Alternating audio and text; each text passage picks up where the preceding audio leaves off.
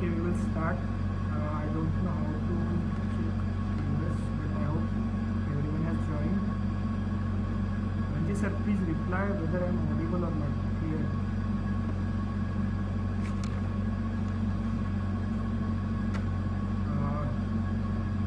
Wait for some time.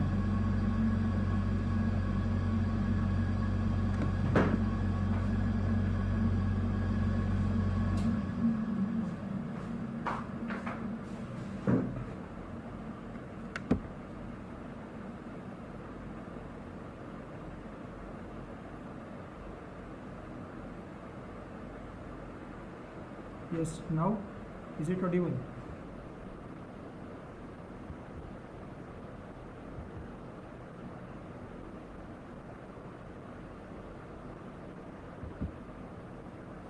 Okay, we will start. I hope you all are able to listen me. Good evening all. I am Triratna Chavan. Hello. Just give me a confirmation that I am audible. So hope you all are safe in your home, staying safe and healthy. I want to extend thanks to Students' Rights Association of India. They have given me an opportunity to interact with you students.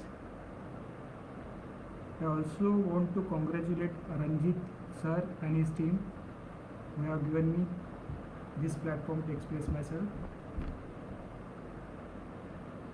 So my name is Triratnesh Chavan. I recently joined Sport Authority of India as an assistant director. So before going to main topic, I would like to tell you about me and how we will proceed through this session. Of course, सगळं session आपण main मराठीतून घेणार आहोत, but I will be using English as well because कारण एक minute. Hello, खूपच कमी येतोय का? एक मिनिट, मी सगळं लाऊड करून ठेवलं. मी फुल करून ठेवलं. एक मिनिट. आता आवाज येतोय का? एकदा चेक करून सांग.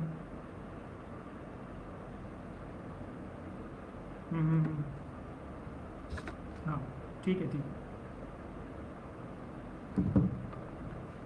आवाज येतोय का?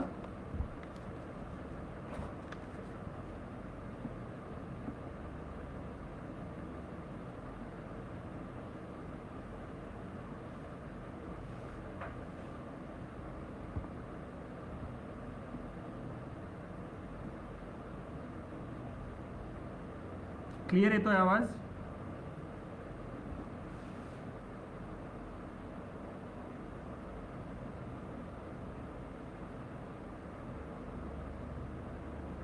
ओके, टेक्निकल ग्लिच म्हणता येईल. I am using it for first time, so sorry for that. हां, तर आपण आजचा जो विषय आहे क्रीडा क्षेत्रातील प्रशासकीय कामे आणि करिअरच्या संधी याच्याबद्दल थोडक्यात माहिती घेणार आहोत. मधामधात इंग्लिश वापरणार आणि मोस्ट मराठीत आपण कन्व्हर्सेशन करूया. पहिले 20-25 मिनटं मी सगळं एक्सप्लेन करेन आणि मग त्याच्यानंतर आपण क्वेश्चन आन्सर सेशन घेऊ शकतो. तर सुरू करूया. परत एकदा मी माझं इंट्रोडक्शन देतो. मी त्रिरत्न श्यामदेव चव्हाण, प्रॉपर भंडाऱ्याचा आहे, Maharashtra state. Me sport authority of India join केलं मार्चमध्ये. सध्या ट्रेनिंगमध्ये होतो. Recently I got posted in Punjab Patiala. तर आणि माझं स्वतःचं सांगायचं झालं यू पी एस सीच्या बाबतीत, तर मी यू पी एस सीचं प्रिपरेशन 2013मध्ये स्टार्ट केलं होतं when I was in BSNL. So when I was in BSNL I gave 2 mains but was not able to clear mains. And then After leaving BSNL in 2015, I started wholeheartedly the preparation of UPSC. Then मराठीत बोलूया. 2017मध्ये मी पहिल्यांदा UPSCचा men's clear केला आणि इंटरव्ह्यूला होतो.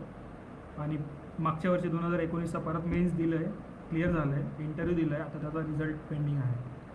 Meanwhile UPSC 2018च्या रिझल्टच्या बेसिसवरती मला sport authority of इंडियाचा interview call आला होता. आणि मग त्या interview through sport authority of इंडियानी स्वतः एक इंटरव्ह्यू कंडक्ट केला आणि मग त्या इंटरव्ह्यूच्या बेसिसवरती माझं सिलेक्शन झालं आहे. जवळपास 2 महिने झालेत, 2-2.5 महिने झालेत स्पोर्ट ऑथॉरिटी ऑफ इंडियाला जॉईन करून. So I have a good experience of UPSC exam. So I would like to share that also if you want me to. Otherwise we will go straight to the topic. So आपला आजचा जो विषय आहे actually इंग्लिशमध्ये मला सांगायचं झालं तर it's administrative work culture in sport and career opportunities. पण बऱ्याचदा असं होतं की लँग्वेज बॅरियर असल्यामुळे आपण जेव्हा त्याला वेगळ्या भाषेत कन्वर्ट करतो तर थोडासा डिफरन्स पडतो. तर आपला जो आजचा महत्त्वाचा भाग आहे ॲडमिनिस्ट्रेशन. मी बऱ्याचदा ऑब्झर्व केलं आहे की विद्यार्थ्यांना कल्पना नसते. आपण नेहमी प्रशासन म्हणतो, पण नेमकं प्रशासन म्हणजे काय याची माहिती नसते. तर प्रशासन म्हणजे ॲडमिनिस्ट्रेशन म्हणजे administer, it's a Latin word. त्याची जर आपण कोडणी केली तर त्याला ॲडमिनिस्टर म्हणजे टू लुक आफ्टर, म्हणजे कुणाची काळजी घेणं, कुणाकडे लक्ष देणं, सांभाळणं. फॉर एक्झाम्पल जर आपण शाळेचं उदाहरण घेतलं तर त्या शाळेतले जे प्रिन्सिपल्स असतात, शिक्षक असतात, ते विद्यार्थ्यांची काळजी घेतात. त्यांना आपण in one sense can say they are ॲडमिनिस्ट्रेटर्स. आपल्या फॅमिलीमध्ये वडील पूर्ण घर चालवतात, फायनान्शियल ॲक्टिव्हिटीज आणि बरेच काही गोष्टी ते सांभाळत असतात. त्यांच्यामुळे त्यांना पण आपण ॲडमिनिस्ट्रेटर बोलू शकतो.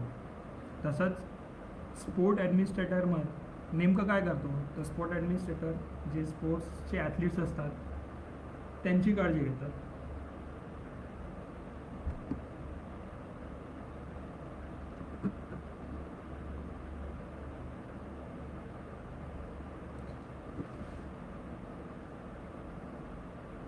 हॅलो, 1 मिनिट हां, थोडं होल्ड करा.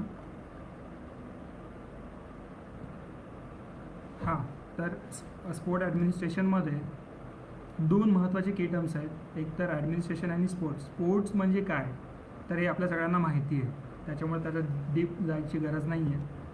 स्पोर्ट्स का भारतासाठी किंवा एखाद्या राज्यासाठी किंवा एखाद्या डिस्ट्रिक्टसाठी किंवा शाळेसाठी स्पोर्ट्स का महत्त्वाचं आहे. स्पोर्टमध्ये जर आपण वर्ल्ड वॉर II नंतरच्या गोष्टी लक्षात घेतल्या तर असं लक्षात येईल की ॲक्च्युअल वॉर्स झाले नाहीत वर्ल्ड वॉर II नंतर. तर जो बॅटल फ्रंट होता तो शिफ्ट झाला स्पोर्टकडे. जिथं ॲक्च्युअल मिलिटरी पॉवर दाखवता येत नव्हतं तिथं देशांनी सुरुवात केली स्पोर्टचा पॉवर दाखवायसाठी. आज जर आपण भारताचा विचार केला तर ऑलिम्पिकसारख्या गेम्समध्ये आपला परफॉर्मन्स पाहिजे तेवढा चांगला नाही. त्याच्यामुळे आपल्याला स्पोर्ट ह्या गोष्टीकडे लक्ष देणं भाग आहे. सेकंड महत्त्वाची गोष्ट म्हणजे आजच्या युगामध्ये जेव्हा फिजिकल फिटनेस खूप इम्पॉर्टंट झाली आहे in the age of digital era. Physical fitness is very important. So playing sport is like an investment in health. तुम्हाला त्याचे बेनिफिट्स सतत भेटत राहणार. त्याच्यामुळे स्पोर्ट ह्या ॲक्टिव्हिटीकडे आपल्याला लक्ष देणं खूप जास्त महत्त्वाचं आहे. त्याच्यानंतर आपण जेव्हा इंटरनॅशनल रिलेशनशिप्सचा विचार करतो, जेव्हा दुसऱ्या देशांबरोबर आपण इंटरॅक्ट करतो, तेव्हा आपल्याला स्पोर्ट ॲज अ सॉफ्ट पॉवरसुद्धा यूज करता येतं. For example, we are a good cricket playing nation, we have a world class team, we have world class players. जर क्रिकेटची आपण डिप्लोमॅसी बघितली तर पाकिस्तानबरोबर इंटरॅक्ट करताना आपण क्रिकेटचा वापर केलेला आहे. So in that sense sport एक सॉफ्ट पॉवरसुद्धा आहे. त्याच्यामुळे तोच सेक्टर जो क्षेत्र आहे, क्रीडा क्षेत्र आपल्यासाठी खूप महत्त्वाचं आहे.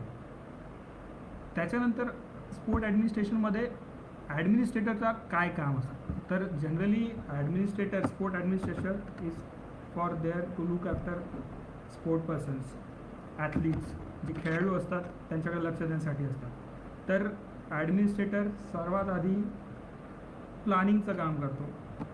जे स्कीम्स असतात किंवा आता जर आपण कोविड-19 पॅन्डेमिकची सिच्युएशन घेतली तर सगळ्या स्पोर्ट्स ॲक्टिव्हिटी बंद आहेत आणि आम्हाला आता ते सुरू करायचं आहे. सो ते सगळ्यांसाठी चांगलं असलं पाहिजे, तर आम्हाला काहीतरी प्लॅन बनवावा लागेल. आम्हाला तो प्लॅन बनवून एक्झिक्यूट करावा लागेल.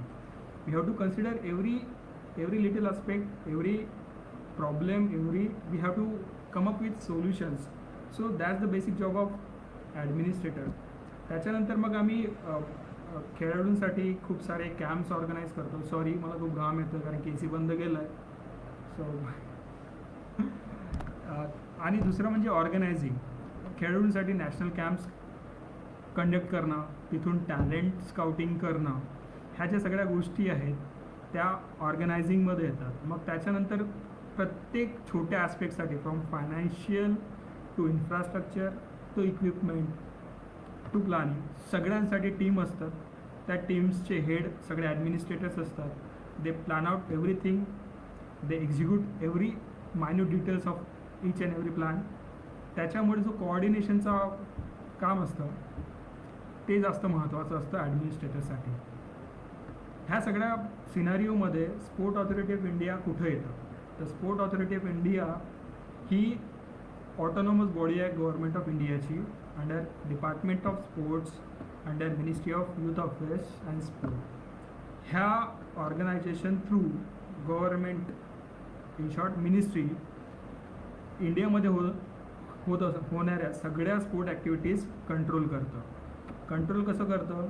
तर फायनान्शियल जी हेल्प असते, जी प्रत्येक खेळासाठी एक नॅशनल फेडरेशन असते, ते डिस्ट्रिक्ट लेवल, ब्लॉक लेवलवरती गेम्स कंडक्ट करतात आणि त्या गेम्सला फायनान्स जो मिळतो तो गव्हर्नमेंट ऑफ इंडियाकडून भेटतो. कारण की प्रत्येक फेडरेशनशी, जशी क्रिकेटसाठी BCCI आहे तसं प्रत्येक स्पोर्ट्ससाठी एक फेडरेशन असते, पण प्रत्येक फेडरेशन इंडिपेंडंट नाही आहे फायनान्शियल, जशी BCCI आहे.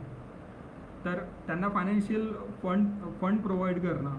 त्याच्यानंतर बाकीचे जे स्टेक होल्डर्स आहेत, स्टेक होल्डर्स म्हणजे पार्टनर्स म्हणू शकतो आपण. फॉर एक्झाम्पल, जर आपण नॅशनल स्ट्रक्चर विचार केला खेळाचा, क्रीडा क्षेत्रातलं, तर त्या क्षेत्रामध्ये सगळ्यात वरती sport authority of India it's and government arm to look after sport culture in India.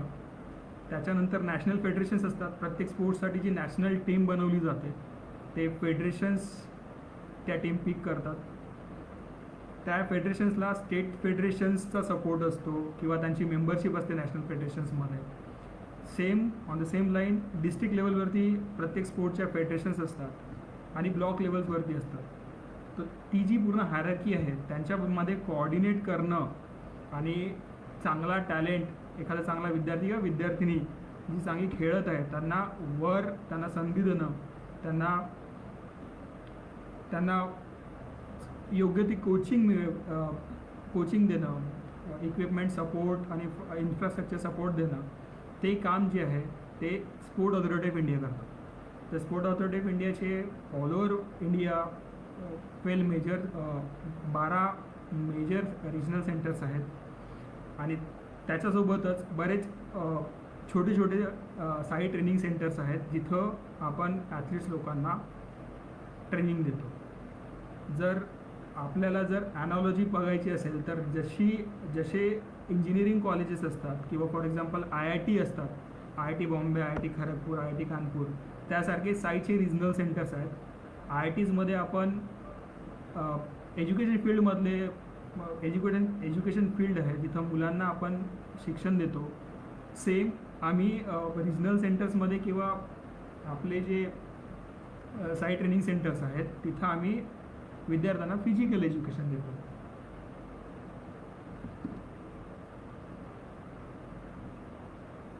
आकाश, आपण तुझा प्रश्न घेऊया थोड्या वेळानंतर, शेवटी मला फक्त आठवण करून दे. सो ह्या सगळ्या सिनारिओमध्ये स्पोर्ट ऑथॉरिटी ऑफ इंडियाचं सगळ्यात मोठा एम म्हणजे काय?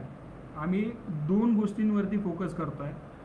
First one is excellence in sport, म्हणजे क्रीडा क्षेत्रात भारताला जे त्याचं स्थान आहे ते मिळवून देणं. आपण आज जगातली 1/6 ऑफ पॉप्युलेशन भारतात आहे, 1.3 बिलियन. पण पाहिजे तेवढे मेडल्स किंवा पाहिजे तेवढ्या स्पोर्ट्स सेक्टरमध्ये आपल्याला यश मिळत नाही आहे. तर जो स्थान आहे, जसं अमेरिका आहे, चायना आहे, ग्रेट ब्रिटन आहे, त्यांचा परफॉर्मन्स चांगला आहे स्पोर्ट्समध्ये. कम्पॅरेटिव्हली आपला परफॉर्मन्स तेवढा चांगला नाही. तर आपलं जे स्थान आहे योग्य स्थान आहे, कारण की आपण योगा प्रमोट करतो, आपल्याकडे एवढी पॉप्युलेशन आहे, यूथ पॉप्युलेशन आहे, यंग डेमोग्राफी आहे, त्याचं युटिलायझेशन करणं खूप महत्त्वाचं आहे. तर ह्या सगळ्या सिनॅरिओमध्ये एक्सिलन्स इन स्पोर्ट हा आमचा पहिला अजेंडा आहे. And second one is building sport culture through out the country. आता स्पोर्ट कल्चर म्हणजे काय? It's not different from traditional culture. आपला एखादा पेहराव असतो, एखादा रिजनचा पेहराव असतो किंवा कला संस्कृती असते, नाच गाणं हे जे संस्कृती आहेत आपण त्यांना रिकग्नाईज करतो, रिवॉर्ड करतो. पण स्पोर्टला जर बघितलं तर आजच्या घडीला स्पोर्टला आपण तेवढं पाहिजे तेवढं प्रमोशन देत नाही किंवा आपले जे स्पोर्ट्स आहेत त्यांच्या चर्चा होत नाही किंवा पाहिजे तेवढं रिकग्निशन भेटत नाही. काही स्पोर्ट्स आहेत, फॉर एक्झाम्पल क्रिकेट झालं, बॅडमिंटन झालं किंवा अजून हॉकी वगैरे झालं, ते कबड्डी वगैरे आता लाईमलाईटमध्ये येतात, पण त्याच्या आधी तसं नव्हतं. तर आमचं काम, स्पोर्ट ऑथॉरिटी ऑफ इंडियाचं काम आहे की बाकीचे जे निग्लेक्टेड स्पोर्ट्स आहेत, जसं रेसलिंग झालं, बॉक्सिंग झालं, शूटिंग झालं, आर्चरी झालं, ॲथलेटिक्स झालं, त्यांना लाईमलाईटमध्ये आणणं, to make them a part of lifestyle, to make them a cultural heritage of India. जसं आपले काही इंडिजिनस गेम्स आहेत, मल्लखांब झालं, कुस्ती झाली, ह्यासारख्या गेम्सना प्रमोट करणं, कलारीपयट्टू झालं, ह्यासारखे स्पोर्ट्सना प्रमोट करणं आणि पाहिजे तेवढं रिकग्निशन देणं, जेणेकरून येणारे फ्युचर जनरेशनसुद्धा ॲक्टिव्हली स्पोर्ट्समध्ये पार्टिसिपेट करतील. हे काम महत्त्वाचं स्पोर्ट ऑथॉरिटी ऑफ इंडिया करू पाहते. त्याच्यानंतर टार्गेट्स काय ठेवले आहेत? आम्ही स्पोर्ट ऑथॉरिटी ऑफ इंडियामध्ये as a sport administrator are working towards achieving top 10 position in Olympics. That's the immediate target of India and we are striving to it. So त्यासाठी खूप मॉडॅलिटीज डेव्हलप करणं, sports athletes लोकांना, खेळाडूंना support, financial support करणं, इक्विपमेंटल support करणं. आता कोविडच्या टाईममध्ये जेव्हा ॲथलीट्स लोक ट्रेन करू शकत नाही आहेत, तर SAI is there to help them. We have provided equipment, we have provided proper instructions to utilise equipments to train in their own backyard. Sir, तर तसं आहे. आणि महत्त्वाचं म्हटलं तर आम्ही as a administrator, sport administrator जे कामं करतो आहे ते एखाद्या मिलिटरी ऑर्गनायझेशन किंवा एखाद्या इंजिनिअरिंग कॉलेजला चालवण्याचं, एक्सिलन्सचं काम, त्या लेवलचं काम आहे. खूप महत्त्वाची जबाबदारी आहे, कारण की तुम्हाला माहीत असेल दंगल मूवी प्रत्येकानेच बघितलेलं आहे.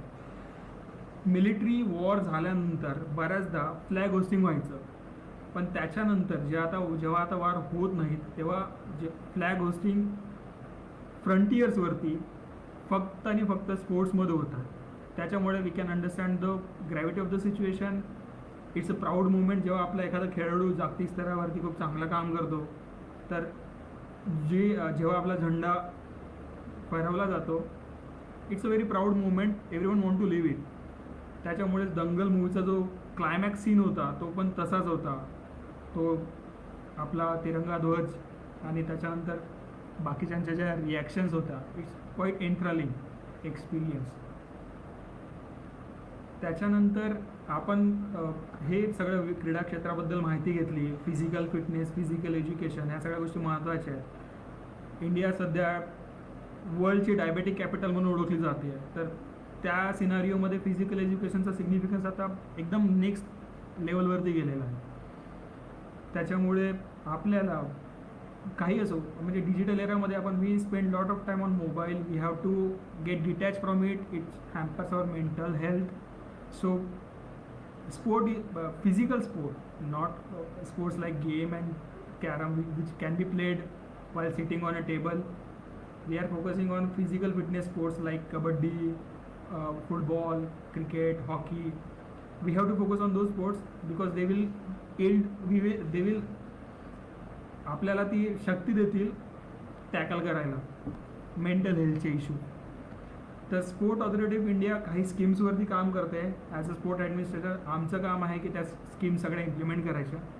त्या स्कीम्समध्ये काही स्कीम्स मी तुम्हाला सांगणार आहे. जसं नॅशनल सेंटर ऑफ एक्सिलन्स एक नवीन स्कीम सुरू केली आहे. ह्या स्कीम्समध्ये आमचं काम आहे की आमचे जे रिजनल सेंटर्स आहेत त्यांना IITच्या लेवलवरती घेऊन जायचं. म्हणजे विद्यार्थ्यांनी स्वतःहून त्यांची इच्छा असली पाहिजे की त्या सेंटर्समध्ये यायचं. त्यांना वर्ल्ड क्लास ट्रेनिंग दिली जाईल. इंटरनॅशनल लेवलचे जे काही फॅसिलिटीज असतील, sport arena, field of play म्हणतो आम्ही त्यांना, स्पोर्ट एरेना, इक्विपमेंट्स, इन्फ्रास्ट्रक्चर, सगळ्या फॅसिलिटीज वर्ल्ड क्लास असतील. आणि आमचा टार्गेट असेल की ऑलिम्पिकसाठी मेडल विनर्स क्रिएट करायचे. त्याच्यानंतर दुसरी स्कीम आहे साई ट्रेनिंग सेंटर्स. जनरली ही ट्रेनिंग सेंटरचं काम आहे की ज्युनियर लेवलवरती जे काही लोक चांगला परफॉर्म करत असतील, सगळ्यांनी दंगल बघितला आहे तर त्यांना हे माहिती असेल की there are hierarchies in competitions.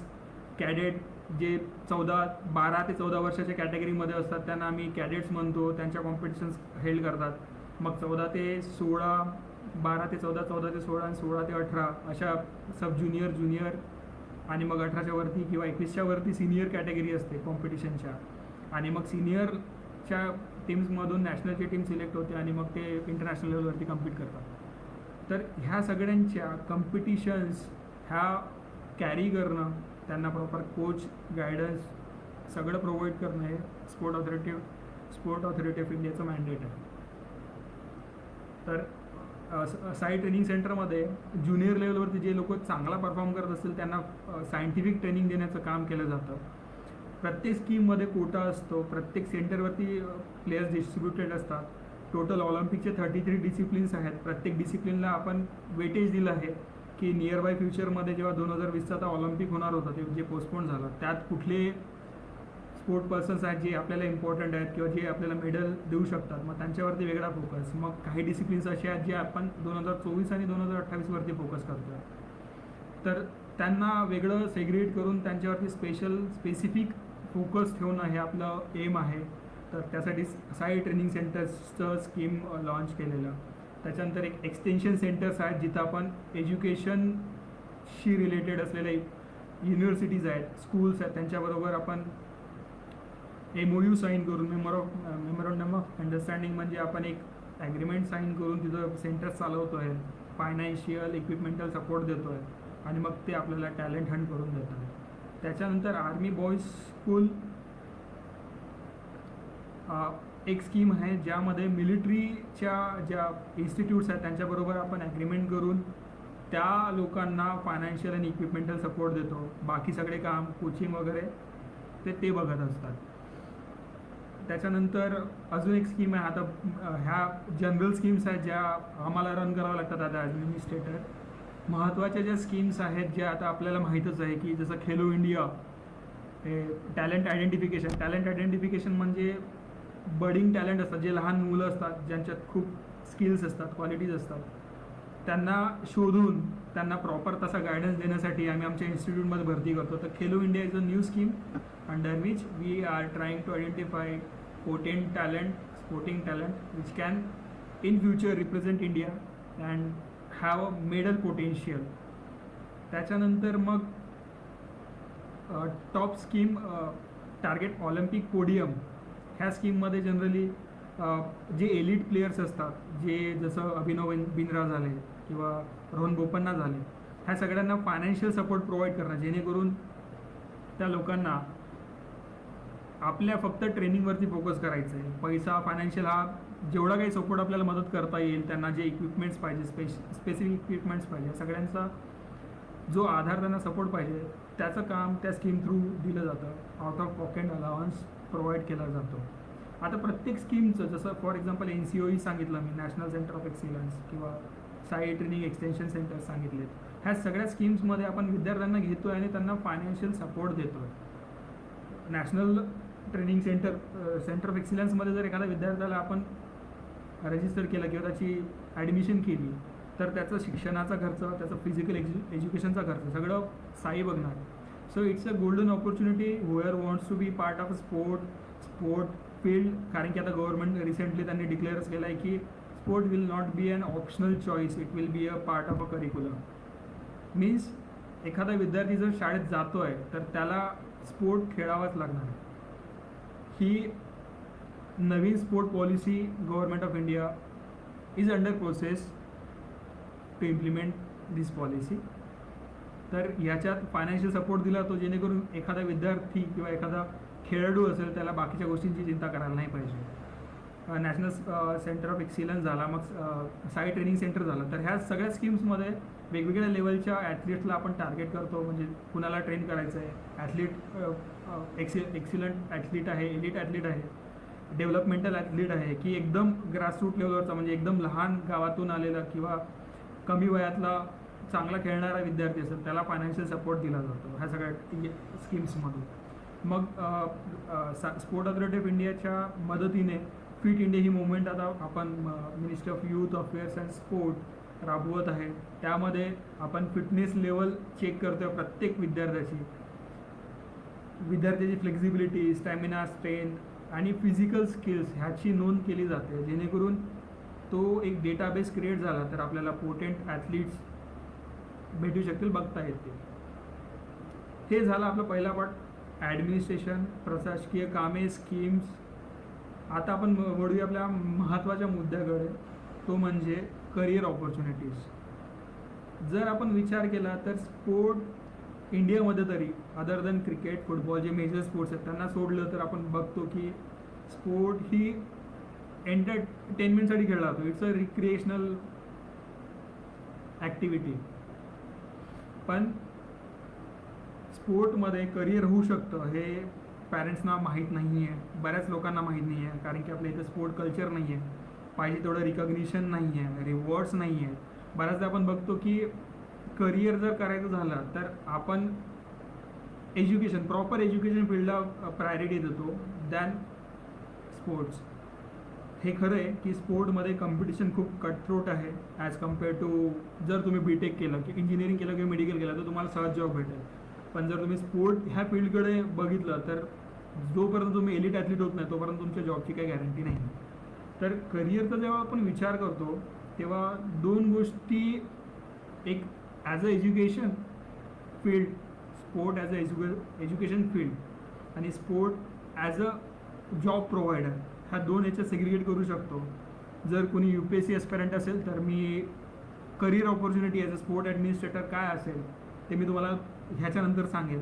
जर मी झालं तर मला रिमाइंड करून द्या. तर as a education, sport as a education field, त्यात बऱ्याच ऑपॉर्च्युनिटीज आहेत. जर ट्रेनिंग करताना एखाद्या ॲथलीटला आम्ही जेव्हा ट्रेनिंग देतो तेव्हा त्याच्याबरोबर खूप सपोर्ट स्टाफ असतो, फिजिओथेरपिस्ट असतात, सायकॉलॉजिस्ट असतात, न्यूट्रिशनिस्ट असतात, त्याच्यानंतर कोचेस, असिस्टंट कोचेस, कन्सल्टंट्स.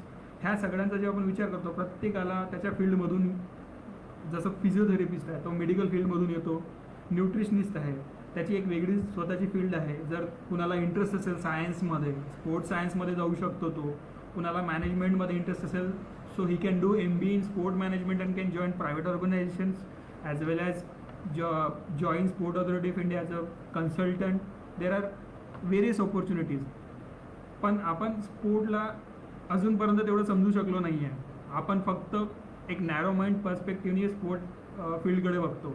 आपल्याला वाटतं की स्पोर्ट म्हणजे खेळणं, खेळायचं आहे, परफॉर्म करायचं आहे, परफॉर्म केलं तर वर जायचं आहे. पण तिथं इतकी कॉम्पिटिशन आणि पॉलिटिक्स असतं की मग आपण सोडून देतो, आपण विचारही करत नाही. आणि इवन पॅरेंट्सच्या प्रायोरिटी लिस्टमध्ये स्पोर्ट येत नाही. जर मुलगा खेळायला इच्छुक असेल तर खूप कमी पॅरेंट्स आहेत. आणि जनरली मेट्रो सिटीमध्ये जे पॅरेंट्स वेल अर्निंग पॅरेंट्स आहेत ते आपल्या मुलाला खेळू देतात. अदरवाईज आपल्यासारख्या मिडल क्लास लोकांना तर स्पोर्ट खूप कमी चान्स मिळतो स्पोर्ट खेळायचा. Being a sport person from childhood I know the obstacles you as a middle income family you have to face, you have to tackle it, you have to dodge political influences at various levels. So hurdles are many, खूप hurdles असतात. You have to overcome to be a successful sport person. So job opportunities असतात. तुम्हाला माहिती आहे PV Sindhu झालं आहे, महेंद्रसिंग धोनी झालं, त्यांना गव्हर्नमेंट जॉब भेटलेला, दे आर एलिट ॲथलीट. पण जर तुमचा स्पोर्ट हा आवडीचा विषय असेल तर तुम्ही त्याच्यामध्ये तुमची डिग्री घेऊ शकता. स्पोर्ट अथॉरिटी ऑफ इंडियाची एशियामध्ये लार्जेस्ट अकॅडमी आहे पटियालाला. तिथं वेरियस कोर्सेस घेतले जातात. तुम्हाला MSc in sports science, MSc in sport medicine ह्या सगळ्या गोष्टी करून तुम्हाला स्पोर्टमध्ये तुम्हाला करिअर करता येऊ शकतं. सेकंड थिंग म्हणजे जर तुम्ही ॲज अ स्पोर्ट पर्सन आहात आणि तुम्ही एका विशिष्ट लेवलवरती तुमच्या राज्याला रिप्रेझेंट केलं आहे किंवा तुम्ही तुमच्या कंट्रीला रिप्रेझेंट केलं आहे इंटरनॅशनल लेवलवरती, तर तुम्हाला व्हेरायटी ऑफ ऑपॉर्च्युनिटीज आहेत. सगळ्यात महत्त्वाची ऑपॉर्च्युनिटी ही आहे की जर तुम्ही as a sport person successful झाले तर तुम्हाला बऱ्याच ऑर्गनायझेशनमध्ये, पोलीस झालं, रेल्वे सर्व्हिसेसमध्ये झालं, तर तुम्हाला तिथं चान्स भेटू शकतो. जे आपले लहान विद्यार्थी आहेत या सेशनमध्ये, वेबिनारमध्ये, त्यांना मी सांगू इच्छितो की जर तुम्हाला स्पोर्ट खेळायचं असेल तर तुम्हाला फायनान्शियल सपोर्टसुद्धा गव्हर्नमेंट प्रोव्हाइड करते. त्याची जर डिटेल माहिती हवी असेल तर you can contact me through this portal also. त्याच्यानंतर जर तुम्ही ॲज अ ॲथलीट इंटरनॅशनल लेवलवरती अचिव्हमेंट नाही घेऊ शकले किंवा तुम्ही त्या लेवलवरती पोहोचू शकले नाही, तर तुम्ही you can always fall back on some other options like NIS Patiala, जी नॅशनल इन्स्टिट्यूट ऑफ स्पोर्ट आहे, एशियाज लार्जेस्ट अकॅडमी आहे स्पोर्ट्स रिलेटेड. ते तुम्हाला कोचिंगचे कोर्सेस प्रोव्हाइड करतात. त्यासाठी काही टर्म्स अँड कंडिशन्स आहेत डिटेलमध्ये. 1 वर्षाचा कोर्स असतो आणि then after completing that course you can join as a assistant coach. मग तुमचं तो प्रमोशन होऊन तुम्ही you can be a class 1 officer in sport authority of India. So ह्या सगळ्या ऑपॉर्च्युनिटीज आहेत. त्याच्यामुळे स्पोर्टकडे नॅरो पर्स्पेक्टिव्हने बघण्यापेक्षा थोडं वाईट पर्स्पेक्टिव्हने बघायला पाहिजे, कारण की sport as a discipline, as a sector, as a industry is going to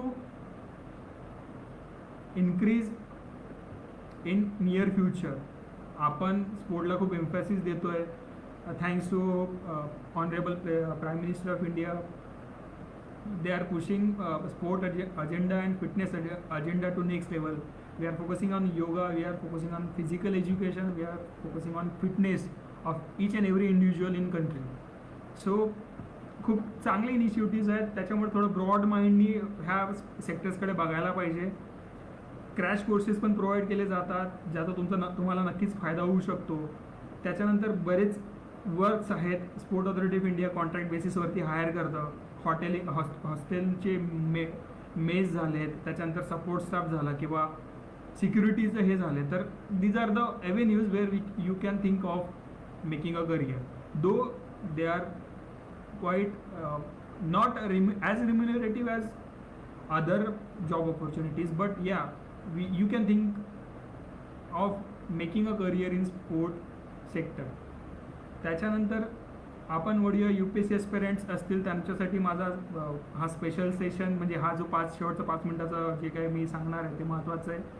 2017मध्ये म्हणजे जनरली UPSCमध्ये जेव्हा आम्ही येतो विद्यार्थी, तर it's a default rule that you will have to face a competition. UPSCमध्ये जेवढी स्टिफ कॉम्पिटिशन आहे तेवढंच सक्सेस रेट कमी आहे नॉर्मल विद्यार्थ्यासाठी. 10 लाख विद्यार्थी दरवर्षी फॉर्म भरतात. जवळपास 4-5 लाख विद्यार्थी एक्झाम देतात आणि शेवटी सिलेक्ट होतात 1000, म्हणजे 0.1% सुद्धा नाही आहे. पण बऱ्याचदा हा प्रश्न उपस्थित राहतो की जर तिथं झालं नाही तर पुढे काय. ह्या सिच्युएशनमधून मी गेलेलो आहे. 5 मेन्स लिहिलेले आहेत. बऱ्याचदा फेल झालेलो आहे. बऱ्याचदा नाही, ऑलमोस्ट 4ही अटेम्प्टवरती फेल झालेलो आहे. 5वा दिलं आहे, आता बघू काय रिझल्ट येतो आहे. पण हे फेल्युअर नसतं. It's not an end. If you are preparing UPSC, you are well versed with everything. तुम्ही काहीही करू शकता. सो स्पोर्ट ऑथॉरिटी ऑफ इंडियामध्ये जर तुम्हाला थोडंसं स्पोर्टचं बॅकग्राऊंड असेल, तुम्ही खेळ खेळलेला असाल कुठला तरी डिस्ट्रिक्ट लेवल, स्टेट लेवल किंवा national level, so you have an opportunity to represent sport authority of India and build a sport culture. जे मी तुम्हाला सुरुवातीला सांगितलं, as a assistant director class 1 पोस्टवरती माझं सिलेक्शन झालं आहे. आता इथून पुढे 4-5 वर्षांमध्ये म्हणजे इथं स्पोर्ट ऑथॉरिटी ऑफ इंडियामध्ये as a sport administrator I can do work related to sport management. Then I can prepare for knowledge upgradation related to the field, and then I can switch to private organization. Like means anyone can switch to go to private organization if they want to achieve more, they want to take it to the next level, you can do it. त्याच्यानंतर sport authority of इंडियामध्ये promotions. You can reach up to executive director level. It's like a top position as of now. Cadre restructuring झाल्यानंतर कदाचित joint secretary under secretary लेवलपर्यंत promotions होऊ शकतील. Sir खूप चांगली opportunity आहे. आणि पे स्केलवरती it is equal to class 1 officer like IAS IRS हे तुम्हाला माहीतच आहे. त्याच्यानंतर इन जॉब तुम्ही डेप्युटेशनवरती जाऊ शकता. सगळ्यात महत्त्वाचं चॅलेंजिंग टास्क आहे की तुम्हाला कोऑर्डिनेशन करायचं आहे. स्टेट ऑर्गनायझेशन्स असणार आहेत स्पोर्ट रिलेटेड, त्याच्यानंतर डिस्ट्रिक्ट ॲडमिनिस्ट्रेशन असणार आहे स्पोर्ट रिलेटेड, आणि तुम्ही as a national level sport administrator त्यांचा मधला दुवा असणार आहात. प्रत्येक राज्यातला प्रत्येक डिस्ट्रिक्टमधला जो विद्यार्थी असेल त्याच्याशी तुम्ही इंटरॅक्ट करणार ह्या organisation through. Then there are various opportunity to go on deputation through sport authority of India. तुम्ही स्टेटला तुमच्या आवडीच्या स्टेटला किंवा तुमच्या फील्डमध्ये किंवा even in central ministry you can get a deputation to have a nice exposure of work. तुमचा वर्क प्रोफाईल खूप चांगला असेल तर खूप वाईड आहे. त्याच्यामुळे आपण त्याचा सिरियसली विचार करू शकतो. आणि येणाऱ्या 2-3 वर्षांमध्ये size planning for having almost a strength of 100+ assistant directors. So there is equally good opportunity available for UPSC aspirants. Keep pushing yourself, keep working hard for UPSC.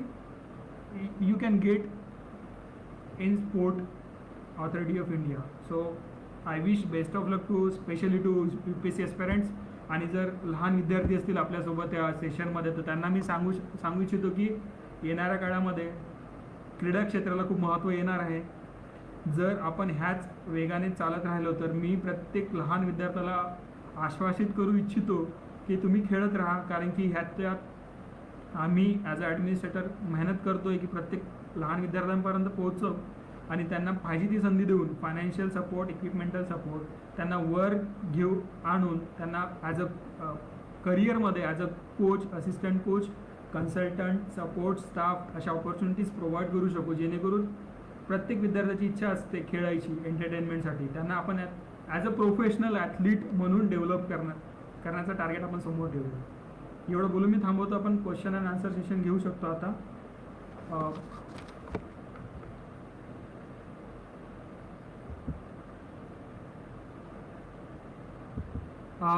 आकाशचा प्रश्न होता स्पोर्ट ऑथॉरिटी ऑफ इंडियामध्ये physical फिटनेसचा criteria आहे काय ऑफिसर्ससाठी. सध्या तरी आधी जे recruitments व्हायचे स्पोर्ट ऑथॉरिटी ऑफ इंडियामध्ये ते आधी स्पोर्ट्स बॅकग्राऊंड असलेलेच लोक यायचे. जे सध्या डायरेक्टर असं रिजनल डायरेक्टर्स आहेत ते स्पोर्ट्समधले एलिट ॲथलीट्स आहेत.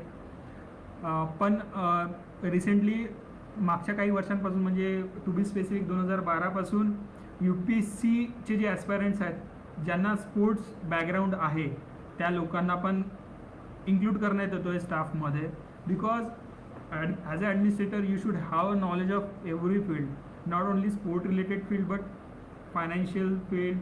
Then there are various sectors that you should have some knowledge. So त्यासाठी त्यांनी UPSC थ्रू पण घेण्याचं सुरुवात केलेली आहे.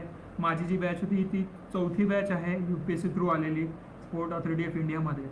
आणि जर जनरल बघितलं तर प्रत्येक डिसिप्लिन म्हणजे जर प्रत्येक स्पोर्ट डिसिप्लिनचा आपण विचार केला तर प्रत्येक स्पोर्ट डिसिप्लिनसाठी वेगवेगळे फिजिकल क्रायटेरियाज आहेत फॉर ॲथलीट्स. म्हणजे जर एखाद्या खेळाडूला जर स्पोर्ट ऑथॉरिटी ऑफ इंडियाच्या एखाद्या फॅसिलिटीजमध्ये किंवा सेंटरमध्ये जर ट्रेनिंग घ्यायचं असेल तर त्याचं प्रॉपर इव्हॅल्युएशन ट्रायल्स होतं. स्पोर्ट ऑथॉरिटी ऑफ इंडियामध्ये जर तुम्हाला ॲडमिशन घ्यायचं तर वेरियस डिफरंट टायर्स आहेत. तुम्ही नॅशनल कॅम्पस असू शकता म्हणजे तुम्ही नॅशनल लेवलच्या कॉम्पिटिशन्समध्ये पार्टिसिपेट केलं असाल किंवा डिस्ट्रिक्ट लेवलच्या किंवा स्टेटला रिप्रेझेंट करत असाल तर त्यांना संधी देण्यात येतं की तुम्ही स्पोर्ट ऑथॉरिटी ऑफ इंडियामध्ये जॉईन करा.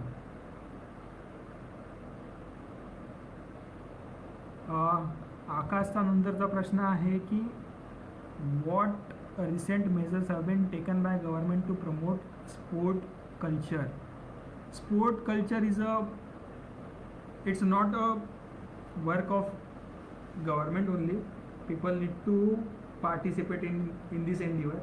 So first of all, government has taken various initiatives. We are trying to encourage mass participation in sports. we have taken initiative like Khelo India, where we are supposed to get local athletes, project them as a role model, so that people and small children can see them, emulate them, and come and promote sport. Then we are providing some rewards. जर तुम्ही Khelo India स्कीममधून जर sport authority of इंडियाच्या एखाद्या training सेंटरला जात असाल तर financial rewards आहेत. 2.5 लाख रुपये प्रत्येक वर्षाचा तुम्हाला खर्च दिला जातो तुमचं स्पोर्ट परस्यू करण्यासाठी. त्याच्यानंतर बऱ्याच स्टेट लेवलच्या स्पोर्ट ज्या ऑथॉरिटीज आहेत त्यांच्याबरोबर कोलॅबोरेट करून डिस्ट्रिक्ट लेवल, ब्लॉक लेवलच्या कॉम्पिटिशन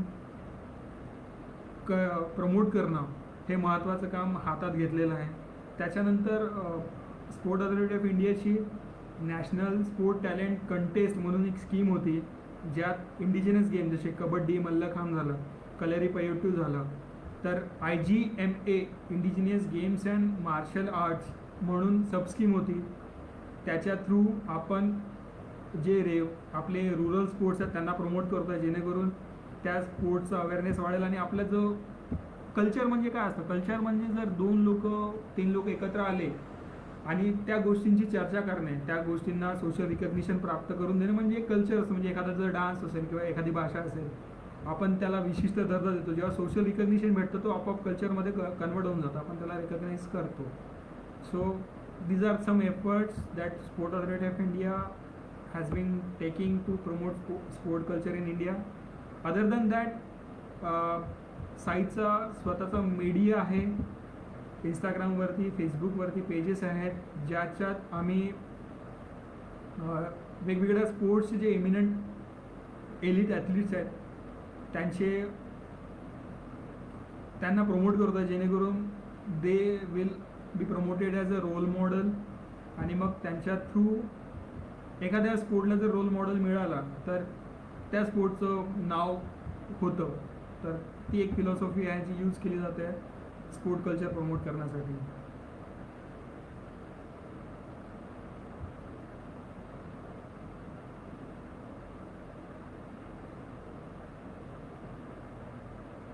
अजून कुणाचे काही प्रश्न असतील?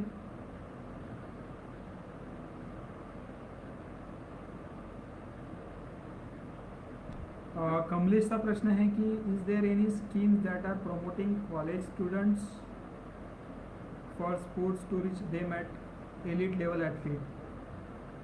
कमलेश, ऑलरेडी एक स्ट्रक्चर एस्टॅब्लिश्ड आहे. एखाद्या स्कूलला आपण ॲज अ पार्टनर किंवा स्टेक होल्डर्स म्हणून बघतो. स्कूलमध्ये फिजिकल एज्युकेशन टीचर्स असतात, ते पर्टिक्युलर स्पोर्ट्ससाठी शाळेची एक टीम बनवतात जी डिस्ट्रिक्ट लेवलवरती कम्पीट करतं किंवा ब्लॉक लेवलवरती कम्पीट करतं. बरेच स्पोर्ट्स जसे वेगवेगळे डिसिप्लिन्स आहेत, स्पोर्ट डिसिप्लिन्स म्हणजे जसं जुडो झाला, शूटिंग झालं, आर्चरी झालं, ॲथलेटिक्स झाला. प्रत्येकासाठी कॉम्पिटिशन स्ट्रक्चर आहे ब्लॉक लेवलवरती, डिस्ट्रिक्ट लेवलवरती. सेम युनिव्हर्सिटी लेवलवरती पण कॉम्पिटिशन्स असतात, जे डिस्ट्रिक्ट लेवलच्या स्पोर्ट ऑथॉरिटीज किंवा स्टेट लेवलच्या स्पोर्ट ऑथॉरिटीज कंडक्ट करतात. आणि मग त्यांच्या थ्रू तुमचं स्टेट लेवल कॉम्पिटिशनसाठी सिलेक्शन होतं, स्टेटची टीम बनते. मग हे जे फीडर कॉम्पिटिशन्स आहेत हे मेन कॉम्पिटिशनसाठी फीडरचं काम करतात, म्हणजे तिथून ॲटलिस्ट पिक करून नॅशनल लेवलवरती किंवा इंटरनॅशनल लेवलवरती रिप्रेझेंट करतात इंडियाला.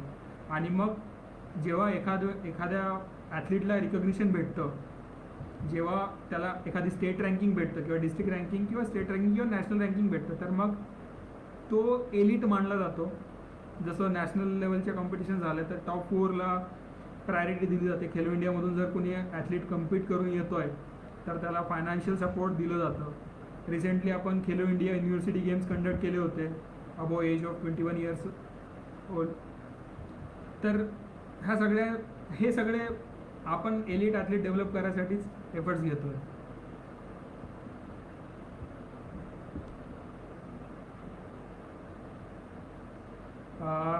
राजू रणसिंग शिंगे यांनी प्रश्न विचारला आहे स्टुडंटसाठी, स्कूल्समधील स्टुडंटसाठी काय सजेस्ट कराल? आतापासून त्यांनी काय करावं? जर हा एज्युकेशन रिलेटेड प्रश्न असेल तर it's all together different field, आपण त्याच्याबद्दल बोलत नाही आहोत. पण जर फिजिकल एज्युकेशनचा जर विचार करत असू तर सध्या गव्हर्नमेंट प्लॅन करतं आहे की each state should pick up one sport, each one state one sport. So basically ह्या स्कीमला आम्ही एक नेक्स्ट लेवलवरती घेऊन जाण्याचा प्लॅन करतो आहे. एका शाळेसाठी एक स्पोर्ट, मग एका विद्यार्थ्यासाठी एक स्पोर्ट कंपल्सरीली. एका विद्यार्थ्याला एक स्पोर्ट पिक करावा लागेल, त्याला तो खेळावा लागेल कंपल्सरीली. आणि जर तो त्याच्यात एक्सेल करेल, त्याच्या आवडीचा स्पोर्ट ऑफकोर्स, जर तो त्यात एक्सेल करेल तर मग त्याला पुढे चान्स देण्यात येईल. खेळणं खूप सध्या महत्त्वाचं आहे.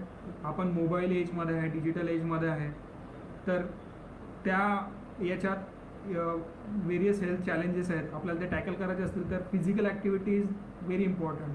So we have to focus on that. शाळेत जाणाऱ्या विद्यार्थ्यांना कंपल्सरीली आम्ही प्रयत्न करतो आहे fit India movement through compulsorily वीक्समध्ये एका आठवड्यामध्ये कमीत कमी 2 तास फिजिकल ॲक्टिव्हिटीचे प्रोग्राम कंडक्ट केले पाहिजेत. प्रत्येक शाळेमध्ये फिजिकल एज्युकेशनचा टीचर असला पाहिजे, ज्याला बेसिक्स माहिती पाहिजेत की स्ट्रेंथ म्हणजे काय असतं, स्टॅमिना म्हणजे काय असतं, त्याला इव्हॅल्युएट कसं करायचं, फ्लेक्झिबिलिटी स्किल्स, ज्या काय डिफरंट स्किल्स असतात त्याला प्रमोट कसं करायचं. ह्यासाठी एक फिजिकल एज्युकेशन टीचर कंपल्सरी आहे. आणि मग फिट इंडिया मुवमेंटमध्ये आम्ही शाळांना रिकग्निशन देतो आहे. मग ज्या शाळा रिकग्नाइज असतील त्या लाईमलाईटमध्ये येतील. मग त्या शाळेतले विद्यार्थ्यांना स्पोर्टमध्ये टीमला म्हणजे शाळेला रिप्रेझेंट करावं किंवा नेक्स्ट लेवलवरती डिस्ट्रिक्टला रिप्रेझेंट करण्यात खूप मदत होऊ शकतं. सर, तर ह्या पॉलिसीज आहेत ज्या as a sport administration we are planning to implement at ground level. अजून काही?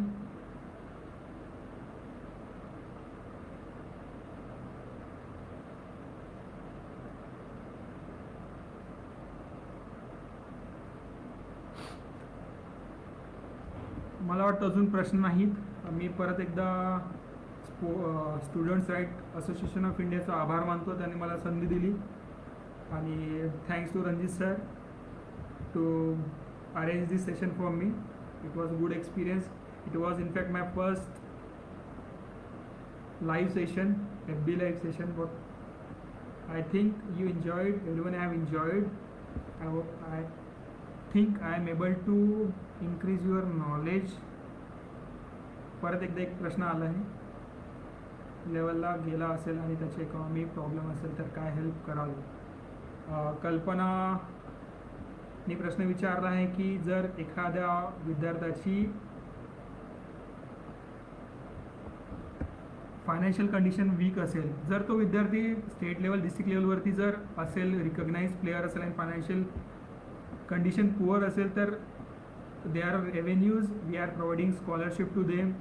Not we, actually we are means all stakeholders involved in sport industry, Sport Authority of India, Government of India, then government of each state, their respective sport authorities, district administration, we are doing talent scouting for this purpose only, that we should support them financially, pick them up, develop them as a good athlete and let them represent country so that we will be able to achieve high success at international level.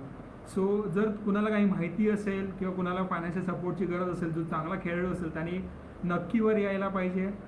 आम्ही प्रयत्न करतो आहे की शाळांमध्ये किंवा district लेवलवरती किंवा block लेवलवरती आमचे रिप्रेझेंटेटिव्ज बिल्ड करायचे, असं एक चॅनल क्रिएट करायचं ज्यामुळे आम्हाला त्या विद्यार्थ्यांना आमच्यापर्यंत पोहोचण्यास मदत होईल. आणि in near future as a administrator I promise every one of you that I will strive my best to reach that every individual who wants to play and have some financial constraints. We will try to resolve that. Kamlesh, you can find this information on Sport Authority of India website. You can also find this information on various academies like NIS Patiala have a repository of information related to schemes. Even on ministry website you can find this information.